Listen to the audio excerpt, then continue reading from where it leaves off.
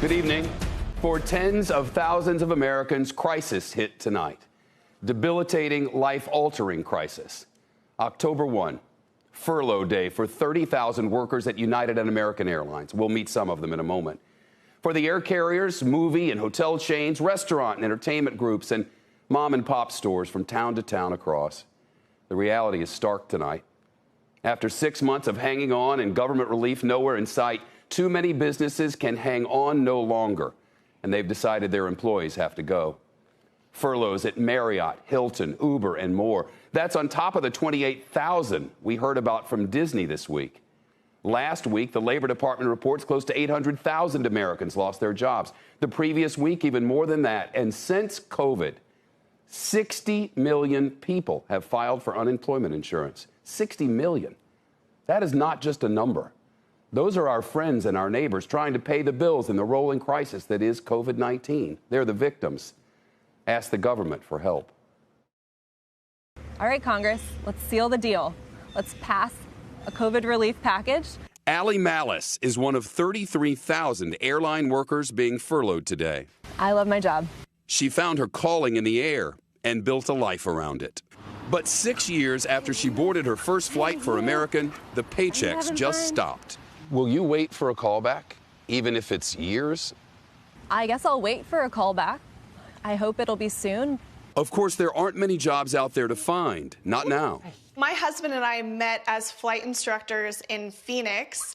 Laura and Max Woods are now both pilots for different airlines, and their future is uncertain and unnerving. On September 4th, my husband and I opened the mailbox, and we had both received our furlough letters from our airlines on the same day. So From separate airlines on the same day? We did, yes. Did you look at each other and go, what are we going to do? Yes, it's overwhelming. The pressure of obviously of having a young child at home and having another on the way just adds to that.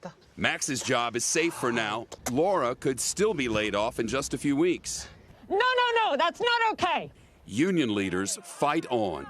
Save our job. This is only going to continue to spiral down because when you start to unravel the airline industry and that network, it becomes weaker and weaker and weaker. Some analysts think otherwise. It's really important for the airlines to become far more efficient when they can start to lay off employees or put people on furlough. That will help bring the cash burn down substantially. We could give away all of it, and it wouldn't solve the problem. Imagine that. 750,000 workers working for free would not take care of the problems in the airline industry right now.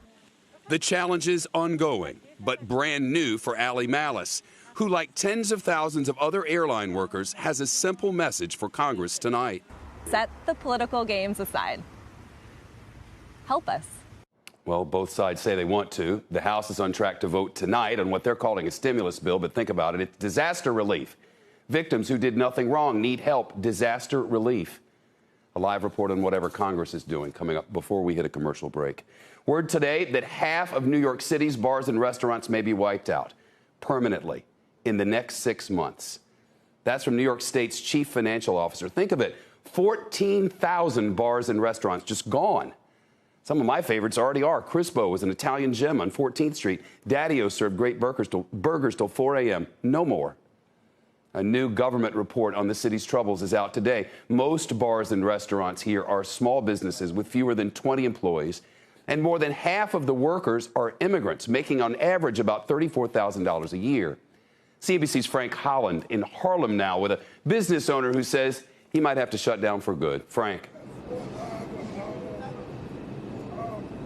Well, Shepard, it's certainly a big concern for business owners like this one you see behind me. He's very concerned about his ability to stay open and stay in business when many of the people who are his customers may lose their jobs. Culinary creations are what Chef J.J. Johnson prefers to focus on at his restaurant in Harlem. But in recent days, instead of rice recipes, he's been stewing over reports of rising COVID numbers. Your favorite restaurant might not come back.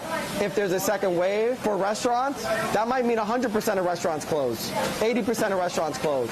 And layoffs that could impact his core customers. Especially in Harlem, talking about working class America, losing their job, that's who supports us. If they don't have a job, we won't be open. It's just that simple. Small business owners across the nation under pandemic pressure. According to Yelp, from April to September, permanent business closures, they increased by 165%. Amar Espinoza is a bartender who has seen his income fall sharply because of fewer tips.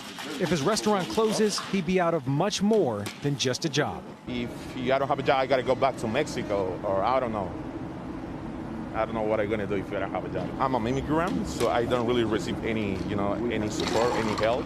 Katrina Paris-Penn and her husband own a home and lifestyle store that's been hit hard by the lack of tourism. Things have been hard, and they're going to get harder. And until we get, COVID under control, we are going to have hard times ahead of us. And Chef, it has been especially hard for low-wage workers, the people who would make your food in a restaurant like the one that Chef JJ opened here. According to the Pew Research Center, nearly half of them have lost their job or had to take a pay cut during the pandemic. Frank Holland, Uptown in the big city. Shepard Smith here. Thanks for watching CNBC on YouTube.